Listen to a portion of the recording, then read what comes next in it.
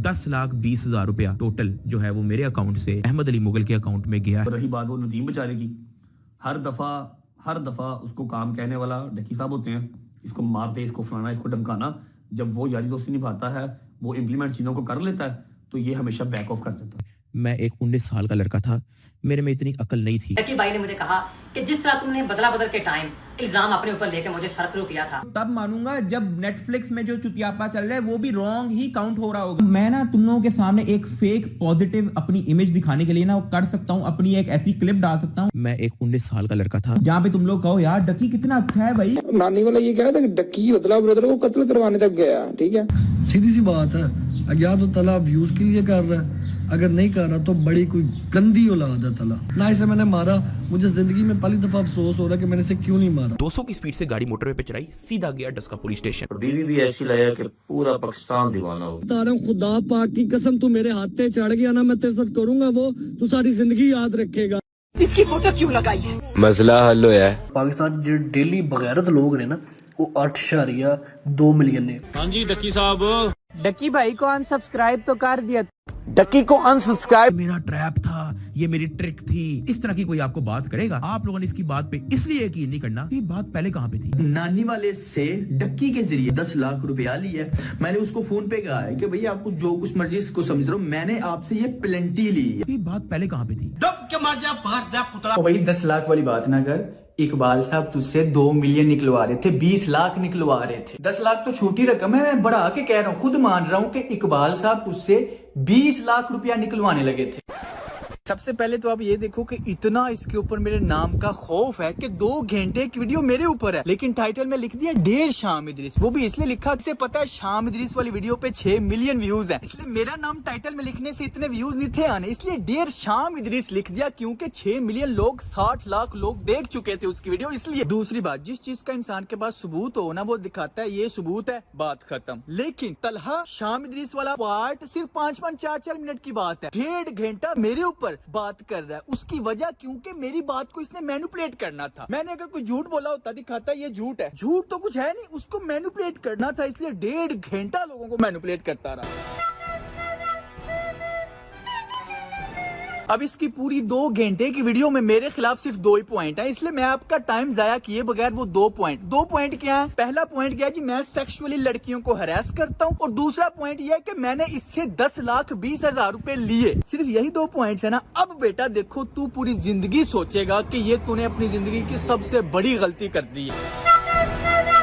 10,20,000 रुपया टोटल जो है वो मेरे अकाउंट से अहमद अली मुगल के अकाउंट में गया है। अब मैं आप लोगों को एक चीज क्लियर कट बता दूं, इसने अभी आप लोगों को बतानी है एक अपनी स्टोरी, फेक स्टोरी। ये मेरा ट्रैप था, ये मेरी ट्रिक थी। इस तरह की कोई आपको बात करेगा, आप लोगों ने इसकी बात पे इसलिए यकीन नहीं करना। ये बात पहले कहाँ पे थी? पहले क्यों नहीं बताई तूने 10 लाख वाली बात? अब क्यों लेके आ रहे हो जब डक्की भाई अपनी वीडियो में लेके आ गया? क्यों? क्योंकि इसने वो मेरे से ब्लैकमेल करके निकलवाए थे। ये इतना मुझसे डरा हुआ है कि अपने किड्स फैंस को कह रहा है कि मेरी किसी बात का यकीन ना करना, बस अंधाधुंध मुझ पे यकीन करना, क्योंकि इसे पता है कि इसकी इस वीडियो के बाद जो मैं सबूत दूंगा इसने डिस्ट्रॉय हो जाना। मैं इसे ब्लैकमेल कर रहा हूँ, इसका सबूत किधर है? कोई कॉल, कोई मैसेज, कोई वॉइस मेल, कोई प्रूफ किधर है? इसने आपको सिर्फ एक ही सबूत दिखाया, पैसे सेंड करने का, और वो भी मैं खुद व्हाट्सएप पे ऑन द रिकॉर्ड लेके आया हूँ। इसका बस चलता तो ये मैसेज भी व्हाट्सएप पे ना आता, क्योंकि अगर ये पैसे दे रहा तो क्यों दे रहा, उसकी वजह नहीं बताएगा। रुको जरा, सब्र करो। इसके पास पूरे 2 घंटे की वीडियो में यही एक दलील है कि मैंने खुद क्यों नहीं अपनी उस एक्सपोज वाली वीडियो में इन पैसों का जिक्र किया। और इसका पॉइंट यह है कि अब मैं लोगों को जस्टिफिकेशन दूंगा, ऐसा हुआ तो वैसा हुआ, ये हुआ तो वो हुआ, नहीं,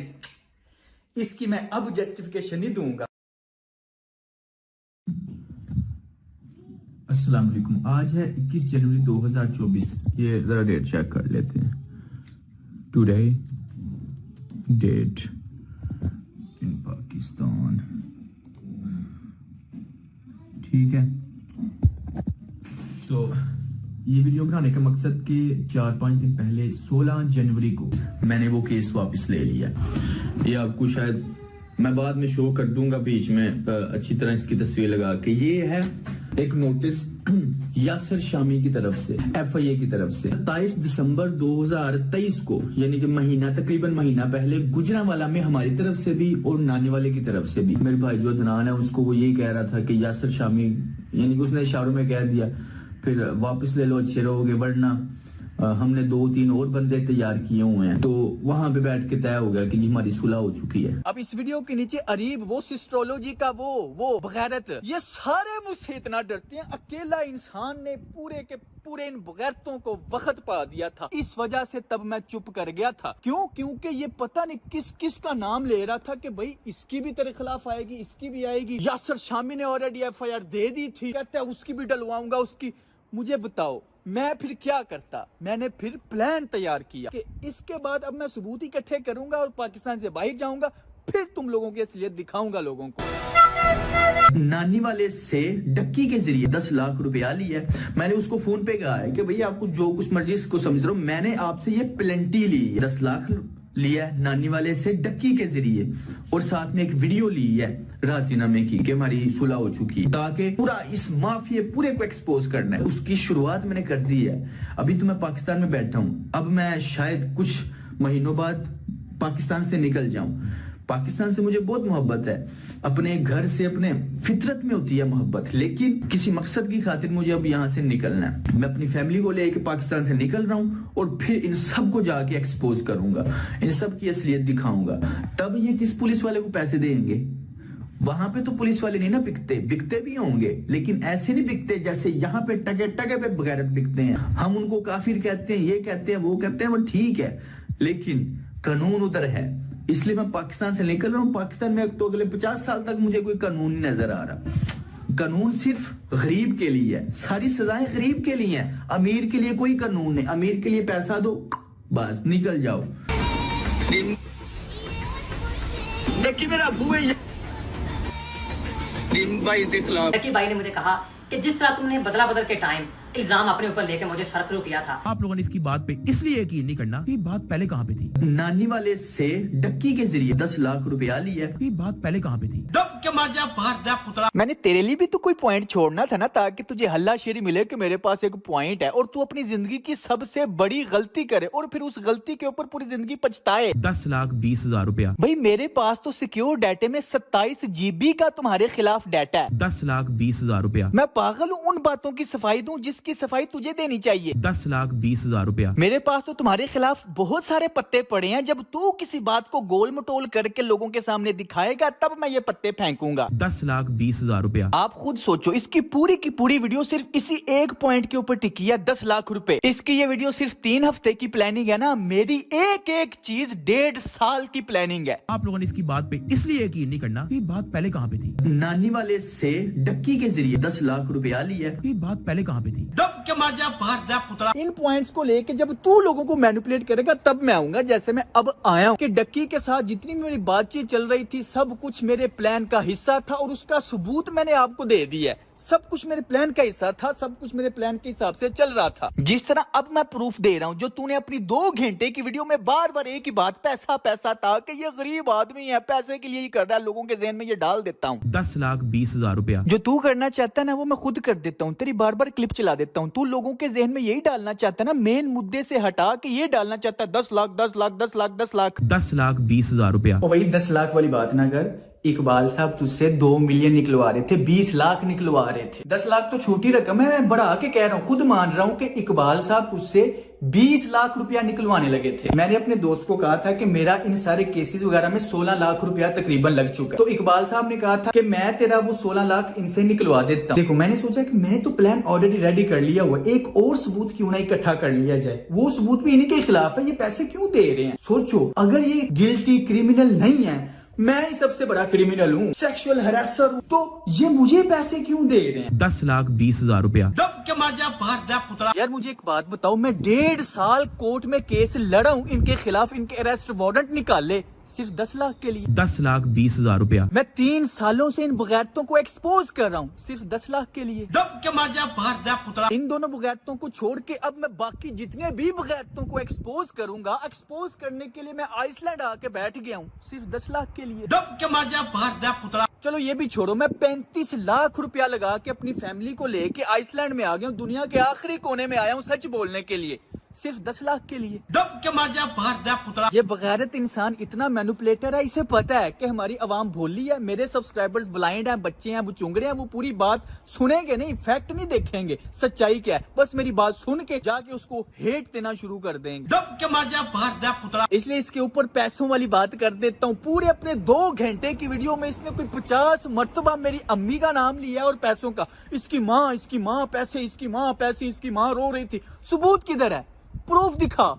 वही बस बच्चों को पागल बना रहे अपने असल में यार इसके सब्सक्राइबर्स बच्चे हैं ना, उनको बंदा क्या सबूत दे, उनको कौन सा समझ आ जानी है। तू ये साबित करना चाहता है कि सिर्फ 10 लाख के लिए मैं सब कुछ भूल गया। लल्ला ब्रदर इज अ ब्लैकमेलर। इस बंदे ने मेरे से 10 लाख रुपया अपनी माँ को रुलवा के मेरे से लिए। इसने अपने 2 घंटे की वीडियो में कोई 50 मरतबा कहा है कि मेरी माँ ने रो के इससे पैसे मांगने के लिए ब्लैकमेल किया।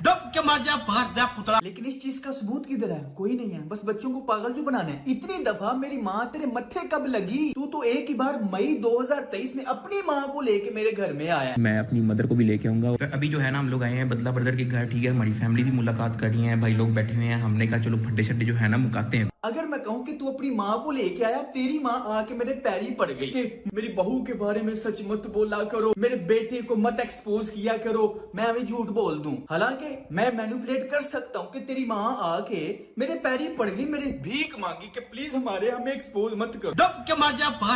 पैसों वाली बात शुरू हुई है नवंबर दिसंबर में, वो भी इकबाल साहब ने कहा कि जितना तेरा लगा है मैं निकलवा के देता हूँ, और पैसे तूने सेंड किए जनवरी 2024 में। तो भाई मेरी माँ तेरे मत्थे कब लगी जब मेरी माँ ने तुझे ब्लैकमेल किया? बता। मई के बाद जब तू अपनी माँ को लेके मेरे घर में आया, उसके बाद मेरी माँ तेरे मत्थे कब लगी? अब इतना चला कि यहाँ पे इसने डेट शो नहीं की, लेकिन मेरे पास भी तो ये है ना, ये चेक करें, डेट चेक करें, 5 जनवरी 2024, और मेरी माँ ने इस मनूस का बूथा आखिरी बार मई 2023 में देखा था। बीवी भी ऐसी लगा कि पूरा पाकिस्तान दीवाना हो गया। इसकी पहचान पता है क्या?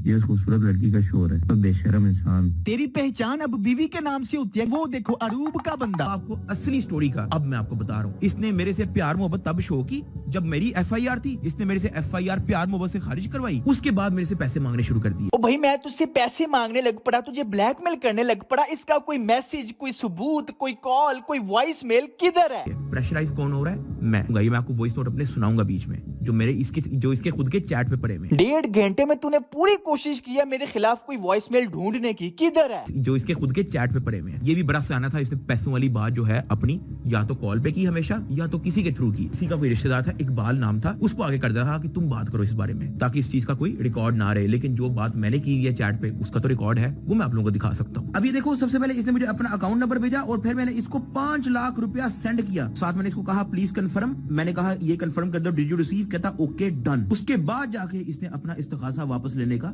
काम शुरू कर दिया। हाँ ये पॉइंट, अगर ये मैंने पैसों वाली बात छुपानी होती तो मैंने सारी डील, सारी बात, सारी ये पैसों की डील किसी और के जरिए करवाई। कोई इसने सबूत नहीं दिया, सिर्फ पेमेंट सेंड करने का सबूत दिया है। ऐसी बात ही है ना। तो अगर मैं इस बात को छुपाना चाहता तो क्या मैं ये पैसे भी किसी और के जरिए ना इससे ले लेता जिससे मैंने ये डील करवाई? मैं खुद जानबूझ के प्लानिंग करके ये डाटा व्हाट्सएप के ऊपर लेके आया ताकि कल को ये इसी के खिलाफ सबूत हो। 10,20,000 मैंने इससे लिए, लेकिन उसका किया क्या ये नहीं आपको बताया। उसमें से 20,000 उसी वक्त अदालत में वो जो मिठाई मांगते हैं वो 20,000 उधर दे दिया। वॉइस मेल सुन लो। और हाँ, ये सारे प्रोसेस के ना वो वकील ने, और उधर सारी अदालत में ये वो तकरीबन 20 के PKR लगने हैं, ठीक है।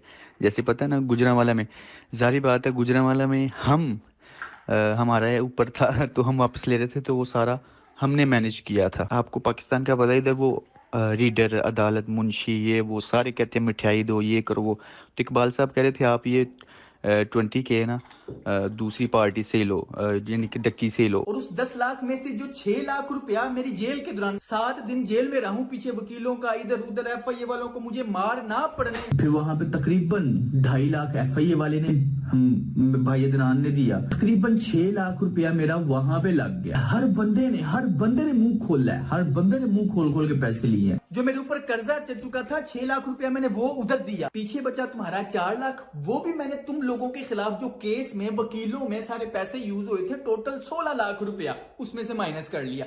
फिर भी अभी तक 6 लाख रुपया तुम्हारे खाते में रहता है। मेरा टोटल 16 लाख लगा। मैंने तो तुझसे 10,20,000 रुपए लिए, बाकी का 6 लाख भी मैं तुझसे निकलवा रहा था, वो क्यों नहीं बताया? मैं तो 16 लाख निकलवा रहा था। भाई मुझे किडनैप तूने गुंडों से करवाया, फिर पुलिस वाले गुंडों से मुझे किडनैप करवाया, तो मेरा 16 लाख रुपया टोटल लग गया, लेकिन तूने सिर्फ 10,20,000 दिया, और अब भी पूरे 2 घंटे की वीडियो में तुझे वही 10,20,000 चुभ रहा है। अबे तेरे लिए क्या है, एक बार दोबारा अपनी बीवी के साथ व्लॉग बना, 10 लाख फिर कमा लेगा। ये जानबूझ के 2 घंटे की वीडियो में कोई 50 मरतबा इसने इसलिए जिक्र किया ताकि लोग मेरे कमेंट्स में आके सिर्फ एक ही बात करें, 10 लाख और असल मुद्दे से हट जाएं। जो सेकंड मुलाकात होती है वो नदीम अपनी जाती रेड गाड़ी पे जाता है। आप लोगों को यहाँ पे अपनी अकल इस्तेमाल करने की जरूरत है भाईजान। वो अपनी जाती रेड गाड़ी जो पाकिस्तान में सिर्फ एक ही नजर आ रही है, ऐसी हेवीली मॉडिफाइड, उस पे क्यों किडनैप करेगा किसी को? वाह क्या लॉजिक है। अगर नानी वाला मुझे किडनैप करने आता तो अपनी जाती गाड़ी में क्यों आता? अबे वो सुलह करने आ रहा था, अगर वो कैडी डब्बे में आता तो मुझे पता नहीं था चल जाना ये किडनैपिंग करने आया है। ये अच्छी खासी मुंह मारी गए होने के बाद उनकी लड़ाई भी हो गई। अब मैं वहां पे खुद मौजूद नहीं था, ये बातें मुझे नदीम ने आके बताई। उसके भाई से फोन लिया, उसको जो वीडियोस और रिकॉर्डिंग कर रहा उनको डिलीट किया, उसके फेंटे की वीडियो भी बनाई। ओ भाई अपनी तरफ से कहानी बना के ये बताना चाह रहा है कि वहां पे मुंह मारी होगी, इस वजह से बदला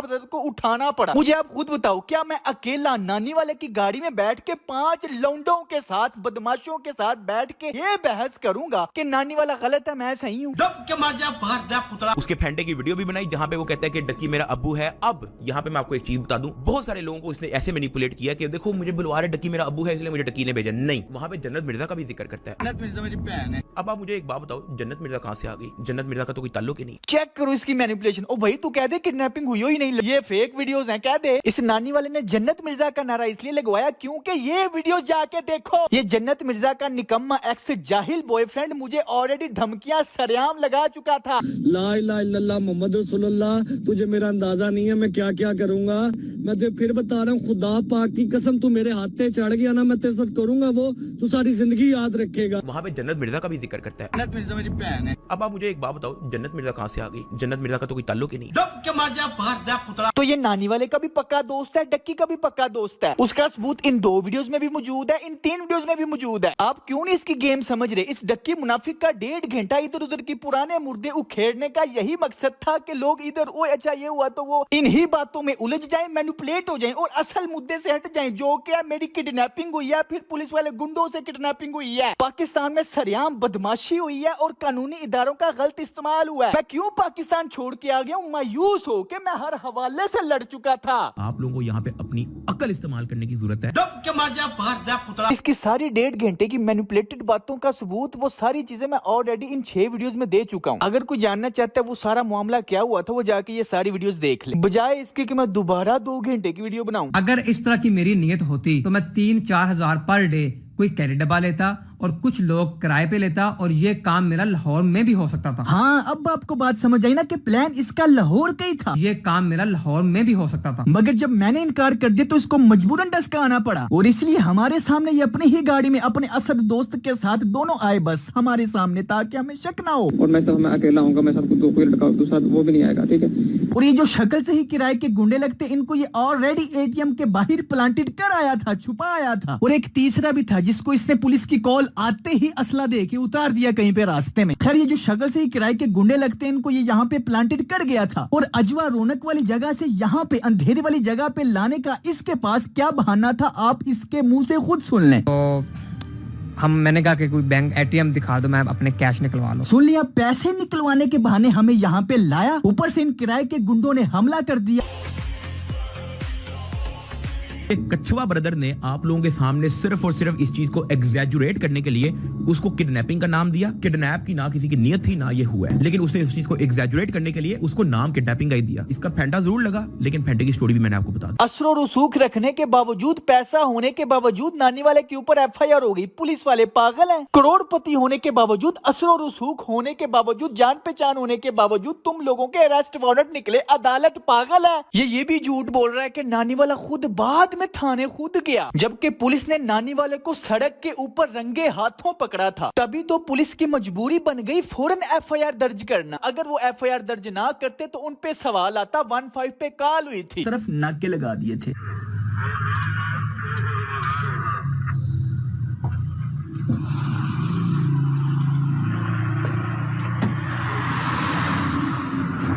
भाई ये पुलिस की इंसल्ट है कि उनके ही शहर में, उनके ही थाने के करीब से कोई बंदा उठा के ले जाए। उसके बाद नानी वाले और उसके गुंडों को डाले में डाला गया और नानी वाले की कार एक पुलिस वाला खुद चला के थाने के अंदर जा रहा है। आप खुद देख लें।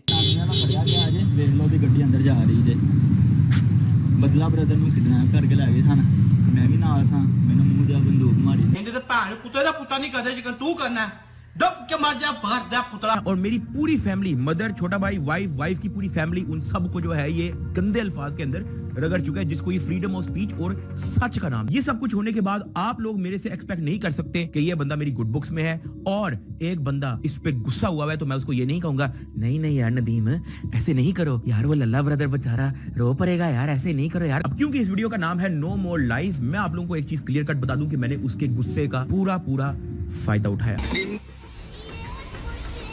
मेरा अबू है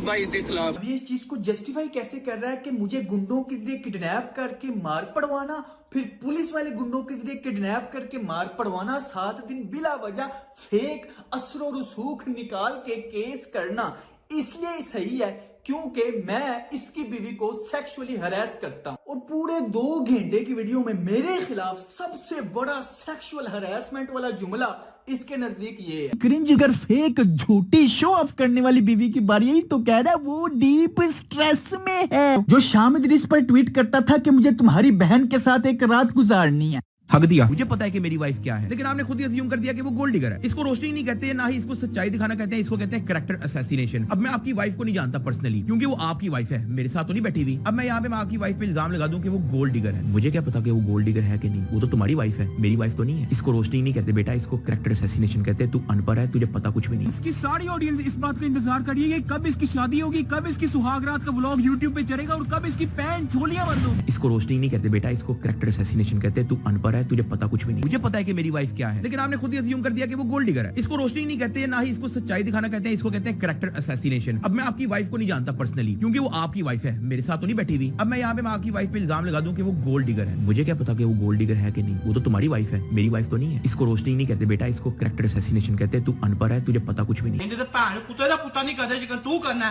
दब के मार जा बाहर जा पुतला। फेक शो ऑफ झूठी बर्गर, इसमें सेक्सुअली हरासमेंट किधर है? जो गोल्ड डिगर वाली लाइन है ना, वो इस सारे वाकये के बाद मैंने काट दी। जब इसकी माँ मेरे घर में आई, ये अपनी इसी माँ की दोबारा कसम उठा के कहे क्या मैंने इसकी माँ से माफी नहीं मांगी कि मैंने आपकी बहू के बारे में वो गलत कहा था। जो मैंने चीज इसकी बहू के बारे में गलत कही, गोल्ड डिगर, उसका मेरे पास सबूत नहीं था, वो मैंने काट दी।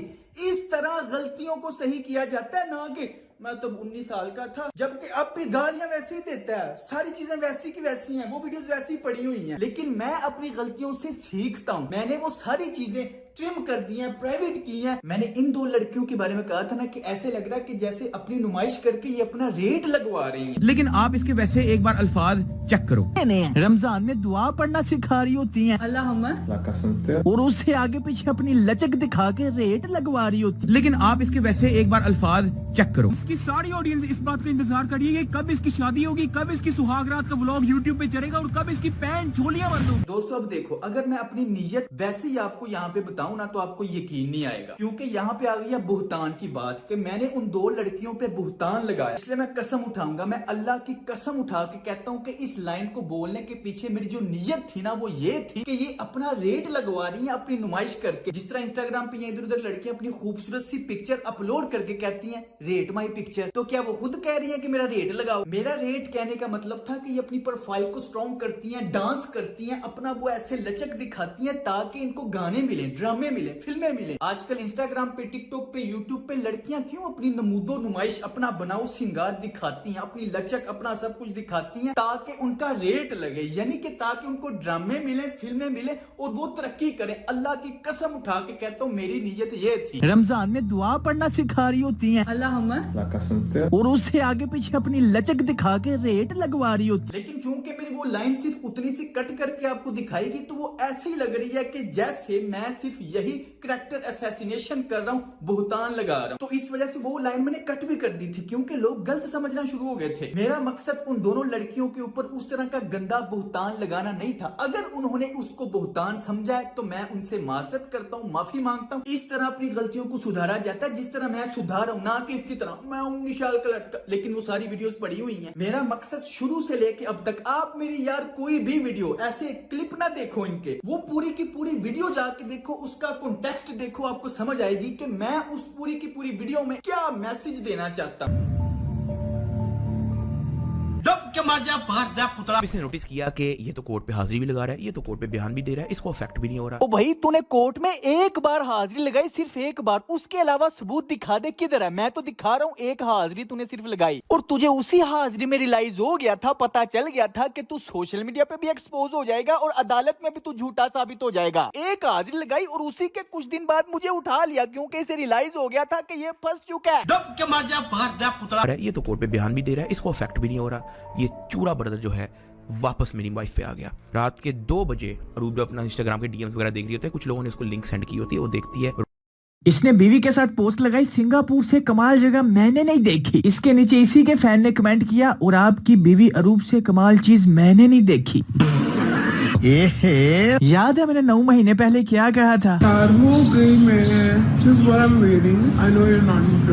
तुझे किसने कहा कि तुझ में कोई इंटरेस्टेड नहीं? जिस तरह की तेरे शोहर की ऑडियंस है ना, हर कोई तेरे ऊपर ठड़की है और वो पैसों का भूखा लालची इंसान इसी चीज का तो फायदा उठा रहा है, तभी तो तुझे सबके सामने पेश कर दिया। लेकिन लोगों को क्या पागल बनाया? वो ऐसी नहीं है, मुझे मजबूरन लाना पड़ा। और अब देख लो मेरी वो बात आपके सामने इसने खुद साबित कर दी है। उसको रिप्लाई करा कि आपकी अम्मी का तो कोई मुकाबला ही नहीं।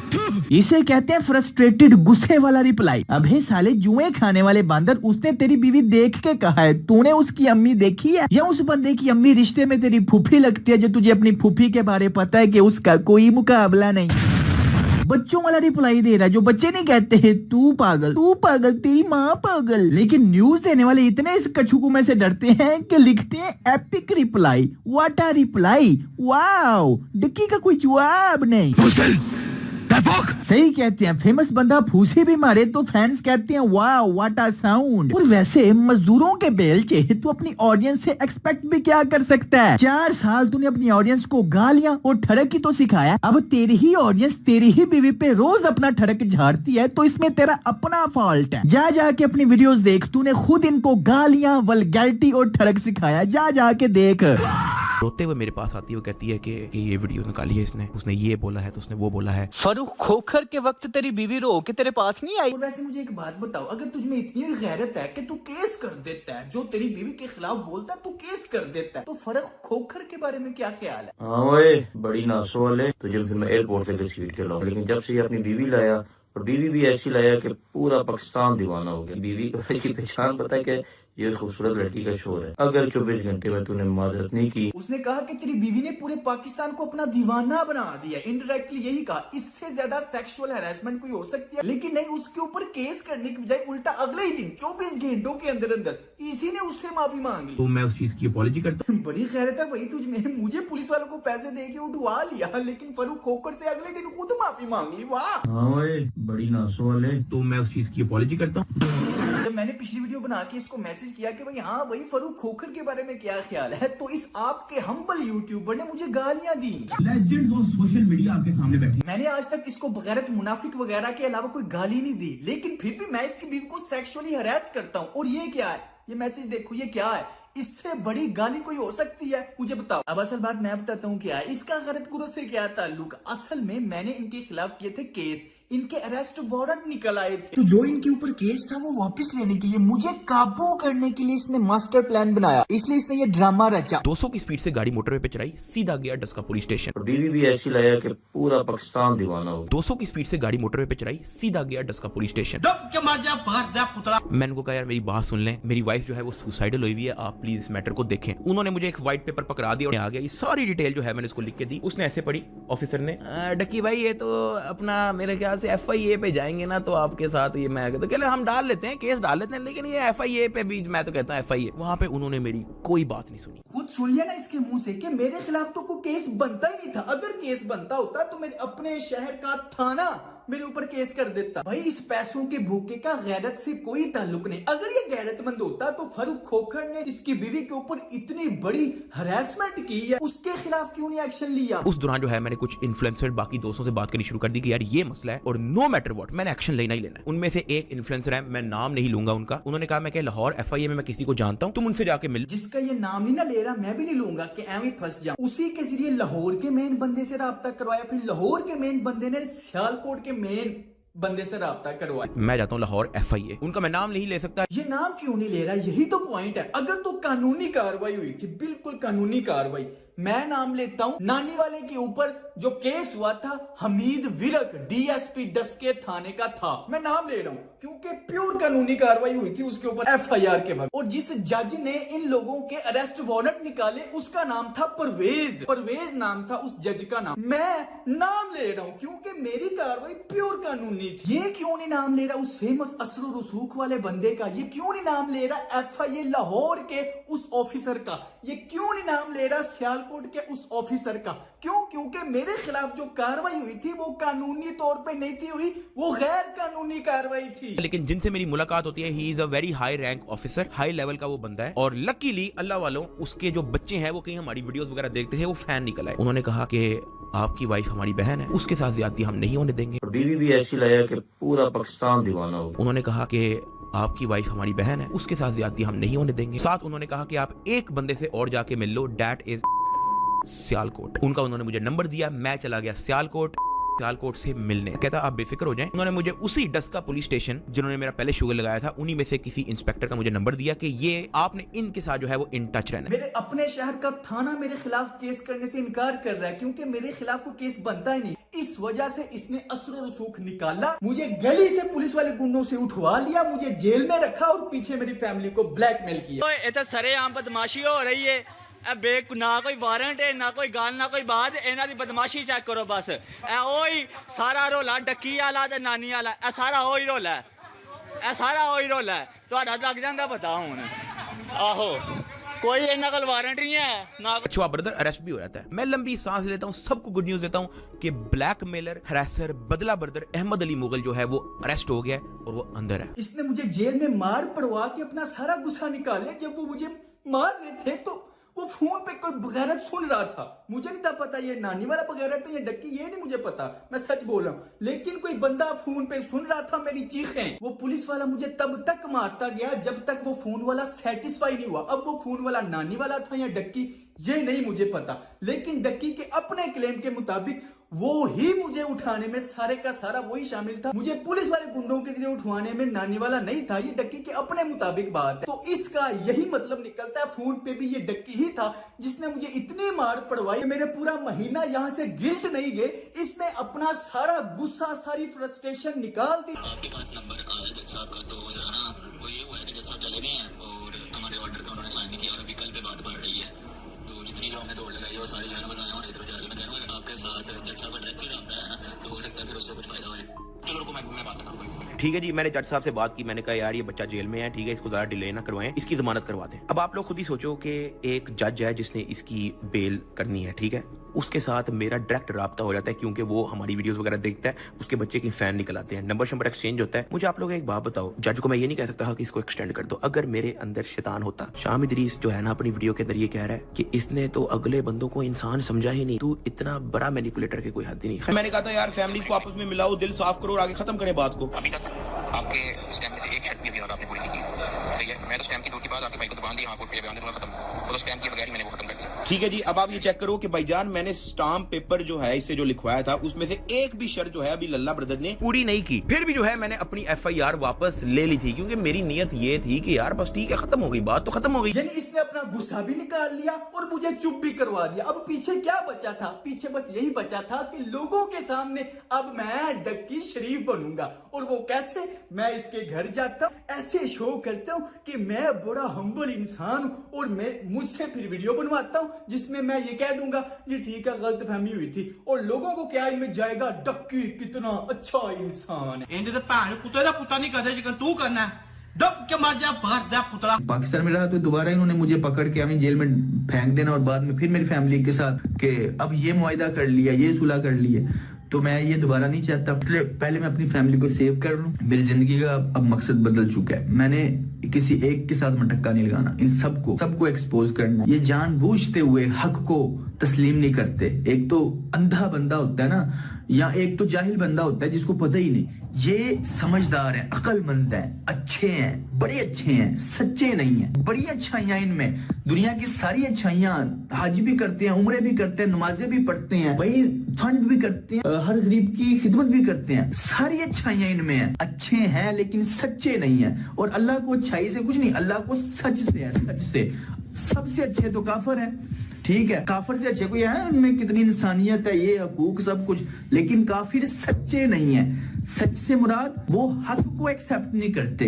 ये भी सारे लोग हक को एक्सेप्ट नहीं करते, सच को एक्सेप्ट नहीं करते। क्या फायदा इन सारी अच्छाइयों का जब आपने अल्लाह की दी हुई तालीमात को एक्सेप्ट ही नहीं करना। अपनी बीवियां, बहनें, माएं, प्राइवेसियां दिखा रहे हैं, यकियां बिगाड़तियां, शादियां, फंक्शन, इनके सारे देख ले इस्लाम के खिलाफ है पूरे सोशल मीडिया पे। तो फिर क्या फायदा उन सारी अच्छाइयों का जब आप सच्चे ही नहीं है। तो अल्लाह को सच पसंद है। अच्छाइयां तो काफिरों में बहुत ज्यादा है, जानवरों में भी अच्छाइयां हो जाती हैं, लेकिन अल्लाह को सच पसंद है। ठीक है, ओके, इंशाल्लाह मैं बाहर जाऊंगा इंशाल्लाह, तो फिर अपना सफर, नया सफर शुरू करते हैं, जो मुझे अब मकसद समझ आ चुका है। लल्ला ब्रदर उसकी नानी को, एक हेल्पलेस एजेड औरत को, अपनी रोस्टिंग वीडियो में उनकी फोटो लगा के जिक्र कर रहे हैं। नानी वाले के क्राइम को, उस मारने पीटने को इस तरह जस्टिफाई कर रहा है, नानी वाले के गुस्से को, कि उसे गुस्सा आ गया था। और गुस्से की वजह क्या थी कि मैंने नानी वाले की नानी के ऊपर बेहुदा पता नहीं कैसी बात कर दी। चलो देख लो मैंने कैसी बात कर दी। इसने मेरी नानी का जिक्र किया। नानी का जिक्र, दोस्तों जरा ये क्लिप देखो। मैंने इसकी नानी की इतनी इंसल्ट किया कि इससे बर्दाश्त नहीं हो सकी, इतनी इंसल्ट। यही दोस्तों रिवायत के मुताबिक सबसे पहले इस इंसानुमा खोते के हम आपको टैलेंट दिखाएंगे। इस लकड़ बग्गे के पास टोटल 4 टैलेंट है। यही सबसे पहला टैलेंट ये कि इस भाई साहब की एक नानी है जो कि एक बुजुर्ग खातून है और हम उनकी इज्जत करते हैं। शुरू में ये अपनी नानी के साथ आता था जो सीधी सादी बातें करती थी। यही इसका पहला टैलेंट है और इसी वजह से इसका नाम नदीम नानी वाला पड़ा। यही दूसरा, हाँ जी, बहुत इंसल्ट कर दिया मैंने। कितना झूठ बोलोगे? एक झूठ को छुपाने के लिए कितने झूठ बोलोगे? टक्की के ऊपर बहुत रोस्टिंग वीडियो बनाई, उसकी हर वीडियो में इसने मेरा तज़किरा किया। ओ भाई, उन तीनों वीडियोस में मैंने तुम्हारा कोई तज़किरा नहीं किया, मेरा तज़किरा किया। अबे जाहिल इंसान, झूठ बोलने से पहले कुछ तो सोच लिया करो। इन तीनों वीडियोस में कहाँ पे तुम्हारा तज़किरा दिखाओ। हाँ बताओ, मैंने इसकी नानी के बारे में ऐसा कौन सा वर्ड कह दिया कि ये 5 गुंडों समेत मुझे मारने ही आ गया। इसकी नानी को मैंने कुछ नहीं कहा, मैंने इसे रोस्ट किया था और इसके अब्बू डक्की को रोस्ट किया था। वो असल गुस्सा था कि ये कल का लौंडा सबसे फेमस टिकटॉकर को रोस्ट कर रहा है, ये कल का लौंडा सबसे फेमस यूट्यूबर को रोस्ट कर रहा है। इसकी आपको मैनिपुलेट करने के लिए नानी वाले के क्राइम को गुस्सा कह के कि उसका जो गुस्सा था उसकी नानी की वजह से था और जो डक्की का गुस्सा था वो उसकी बीवी की वजह से था।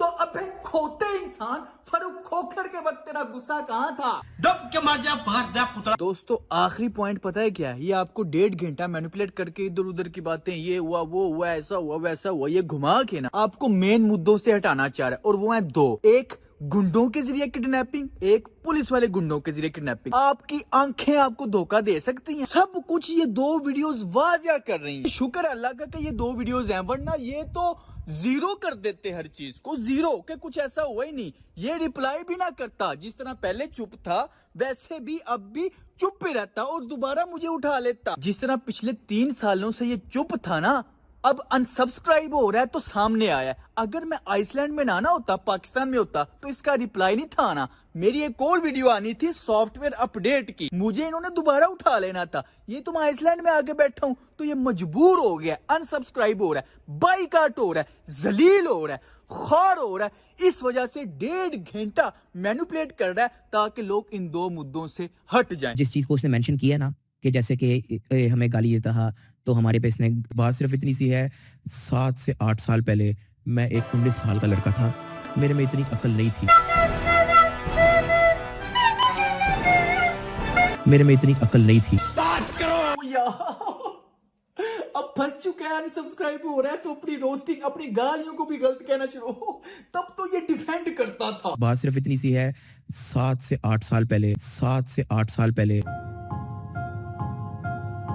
अब आते हैं गालियों पे। यार जब मेरे 0 सब्सक्राइबर थे ना 4 साल पहले, तब भी गालियां थी वीडियोस में, 4 साल बाद भी गालियां हैं। अब मैंने ये ट्वीट कर दिया तो लोग कह रहे कि यार तुम जस्टिफाई कर रहे हो कि गाली सही है। 2 wrongs don't make a right। मैं 2 wrongs don't make a right को तब मानूंगा जब नेटफ्लिक्स में जो चुतियापा चल रहा है वो भी रॉन्ग ही काउंट हो रहा होगा। चल गाली देने का ये कौन सा बहाना जी, मुझसे ज्यादा फिल्मों में गालियां दी जाती हैं। क्राइम करने का ये कौन सा बहाना जी, मुझसे बड़े बड़े क्रिमिनल फिर रहे हैं। इस तरह तो कटहरे में खड़ा कोई भी मुजरिम कह दे जी, जैसा मैं तो एक मामूली सा चोर हूँ जिसने मोटरसाइकिल चुराई है। मुझसे बड़े बड़े चोर दुनिया में फिर रहे हैं, पहले उनको सजा दो फिर मुझे कहना गलत है तू। दब के मार जा बाहर जा पुतला। तब मानूंगा जब नेटफ्लिक्स में जो चुतियापा चल रहा है वो भी रॉन्ग ही काउंट हो रहा होगा। अब तो फिल्मों में और भी ज्यादा गंदा आ गया, तो तूने क्यों एक्सेप्ट कर लिया जी गालियां गलत हैं, क्यों एक्सेप्ट किया? तब मानूंगा जब नेटफ्लिक्स में जो चुतियापा चल रहा है वो भी रॉन्ग ही काउंट हो रहा होगा। मुझे पता है कुछ लोग कहेंगे कि यार देखो वक्त के साथ साथ इंसान अपनी गलतियों से सीखता है। हाँ ऑफ कोर्स इंसान सीखता है। मैं एक 19 साल का लड़का था, मेरे में इतनी अकल नहीं थी, लेकिन इसने कुछ नहीं सीखा, झूठा है, मुनाफिक है। अभी कुछ ही दिन पहले मुझे गालियां दे रहा था, मुझे गंदी गंदी माँ बहन की गालियां। ये मुनाफिक की निशानियों में से एक निशानी है, 4 उसकी निशानी है कि जब किसी के साथ इख्तलाफ हो जाए तो गाली गलोच पे आ जाता है। ये मुनाफिक की एक निशानी हो गई। 4 गिनवाता हूँ, 4 नहीं 3 तो गिनवाऊंगा। 7 से 8 साल पहले 3 मिलियन लोगों के सामने तब गालियों को नॉर्मलाइज करके, फैशन बना के, ट्रेंड बना के, उस गालियों को डिफेंड करके अब कह रहा है कि मैं तब कम अकल था। मैं एक 19 साल का लड़का था, मेरे में इतनी अकल नहीं थी। और अब 8 मिलियन लोगों के सामने अपनी बीवी की नुमाइश करके, बीवी दिखा के, बीवी नचा के, घर की औरतों की नुमाइश करके, फैमिली व्लॉगिंग नॉर्मलाइज करके, करोड़ों रुपया कमा के 5 साल बाद ये कह देगा ये फैमिली व्लॉगिंग गलत है। तब मैं अक्लमंद नहीं था, तब मैं 25 साल का लड़का था जिसे लगता था फैमिली व्लॉगिंग सही है। अबे हाँ, तो सिर्फ एक मुनाफिक इंसान है जो पैसा कमाने के लिए, जिसका मकसद सिर्फ फेम, पैसा और हाइप है। पैसा कमाने के लिए तू कुछ भी कर सकता है। अच्छी हाँ, लेकिन यार ये मुझे समझ नहीं आती, ये हाफ बाजू वाले तुमने क्या करने हैं? हाफ बाजू नहीं है।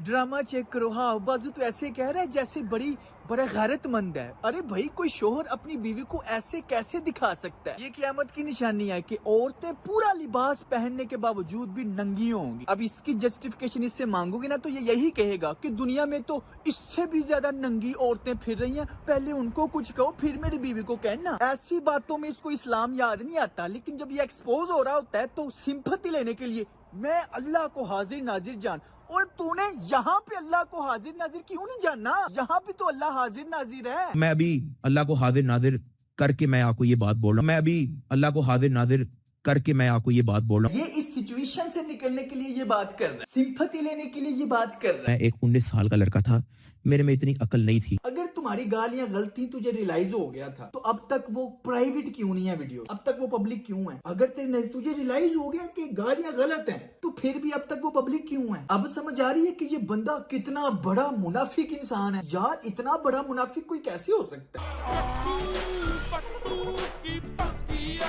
कोई 80,000 कोई लाख तक उसको फिर भी सब्सक्राइबर आया वहां से। उसकी वीडियो पे अच्छे खासे व्यूज आए, 5-6 लाख वीडियोस, ठीक है। उसकी वीडियो मैंने एडिट करवाई, उसकी वीडियो का थंबनेल मैंने बनवाया, हर चीज, ताकि वो डिसअपॉइंट ना हो। वही तो, तू क्यों उसकी इतनी फेवर कर रहा है? तेरे नजदीक तुझे तो पता चल चुका था जब उसने मुझे किडनैप किया कि वो क्रिमिनल है, बदमाश है, तू फिर भी उसकी फेवर कर रहा है, उसको चैनल बना के दे रहा है, शाउट आउट दे रहा है। भाई आपको पता है चेक बाउंस का कितना बड़ा केस होता है, चाहे वो 1 लाख का भी चेक हो ना, बड़ी फट के हाथ में आती है। मैं इतना मजबूर हो गया उस चीज के अंदर भी कि भाई मैं केस भी नहीं कर सकता, पता नहीं क्या कर दे। 200 की स्पीड से गाड़ी मोटरवे पे चलाई, सीधा गया डस्का पुलिस स्टेशन। भाई तू क्यों मजबूर हो गया? तुझे पता है वो स्कैमर है, किडनैपर है, क्रिमिनल है, तू पुलिस के हाथों उसे पकड़वा, अपनी जान छुड़वा, लेकिन नहीं, क्राइम पार्टनर है इसलिए चुप।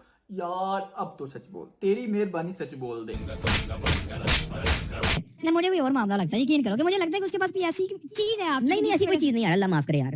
मतलब अगर आपको टोटा लग रहा है, लेकिन ऐसा है नहीं। देखो देखो दरिंदगी चेहरे से टपकती है।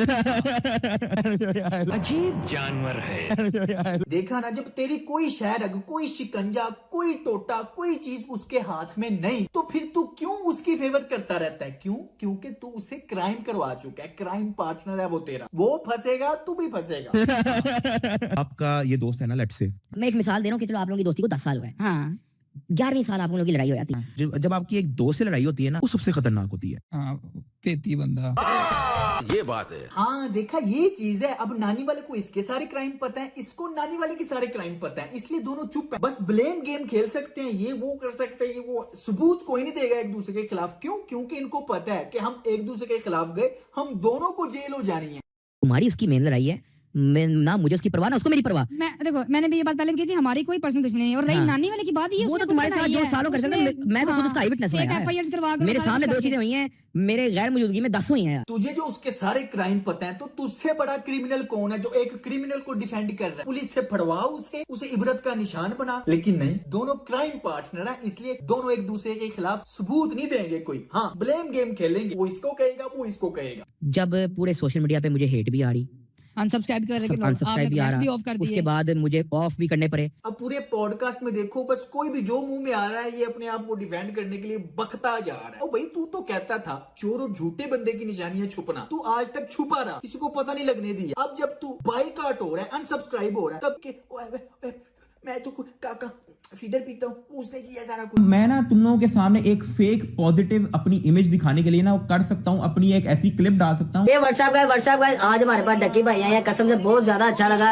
ऐसे मिले हैं जैसे भाई लोग नहीं मिलते यार, कसम से बहुत अच्छा लगा हमें डक्की भाई। जहाँ पे तुम लोग कहो यार डक्की कितना अच्छा है भाई, कितनी रिस्पेक्ट दी अगले को, लेकिन बहन ना अपने आप को शो नहीं करूंगा कि भाई देखो मैं कितना अच्छा हूँ, लेकिन बहन ना अपने आप को शो नहीं करूंगा कि भाई देखो मैं कितना अच्छा हूँ, लेकिन बहन ना अपने आप को शो नहीं करूंगा कि भाई देखो मैं कितना अच्छा हूँ। जानबूझ के इससे मिला और पैड़ा जो मुंह बनाया ताकि लोगों को लगा सिंपैथी दुनिया का नो अनस्टेबल करिए। तो ये चालाक इंसान सिंपैथी कार्ड खेल रहा है। जिन टिकटॉकरों को ये गालियां देता था, अब उन्हीं से जाके भीख मांग रहा है।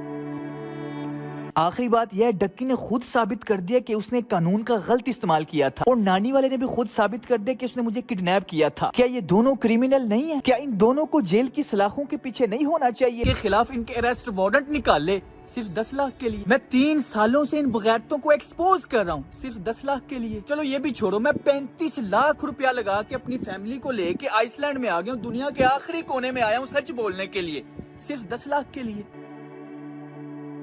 क्योंकि वो 16 लाख मैंने इन्हीं के ऊपर लगाया था। अब जब दोबारा मुझे मेरी मेहनत का वही फल, जो मैं ये सब जेल में जाने वाले थे, अदालत में इनको सजा मिलने वाली थी, वो सिचुएशन मुझे दोबारा दे दो, मुझे उसी सिचुएशन पे खड़ा कर दो जब ये जेल में जाने वाले हों, तो मैं इनको 10 लाख क्या 20 लाख वापिस करूंगा। इन दोनों ने क्राइम किया, अपने मुंह से माना, उसको गुस्से का नाम दे दिया और कानून का गलत इस्तेमाल किया और उनका नाम भी नहीं लिया। जब तक ये दोनों जेल की सलाखों के पीछे नहीं जाते, तब तक ये आपको बस इस तरह इधर उधर की बातें करके घुमाते रहेंगे और बेवकूफ लोग इनकी बातों में आते भी रहेंगे। मेरी पाकिस्तान के हर उस पावरफुल इंसान से, हर कानून के रखवाले से रिक्वेस्ट है कि इन दोनों फराडियों को जेल की सलाखों के पीछे डाला जाए, इन दोनों कानून के साथ खेलने वालों का एहतसाब लिया जाए। ये नानी वाला सरेआम एक्सेप्ट कर रहा है कि उसने मुझे उठाया, मारा, पीटा, और डक्की सरेआम एक्सेप्ट कर रहा है कि मैंने कानून के कुछ ऑफिसर्स का गलत इस्तेमाल किया, उनका नाम भी नहीं ले रहा। तो मेरे कानून के रखवालों से रिक्वेस्ट है कि इन दोनों का एहतसाब किया जाए। भाई मैं तो इनसे लड़ा हूँ जहाँ तक मैं लड़ सकता था, और इनके अरेस्ट वारंट भी निकाल दिए, लेकिन इन्होंने पैसे की ताकत से कानून का गलत इस्तेमाल करके मुझे चुप करा दिया, दबा दिया। मैं मायूस होकर पाकिस्तान से निकला हूँ। जब आंखें चुंधिया जाएं और चांद गहना जाए और सूरज और चांद जमा कर दिए जाएं, उस दिन इंसान कहेगा कि कहाँ है भागने की जगह? कहीं नहीं, कोई जाए पना नहीं। उस रोज तुम्हारे परवरदिगार ही के पास तुम्हें जा ठहरना है। उस दिन इंसान को जो अमल उसने आगे भेजे और जो पीछे छोड़े होंगे सब बता दिए जाएंगे।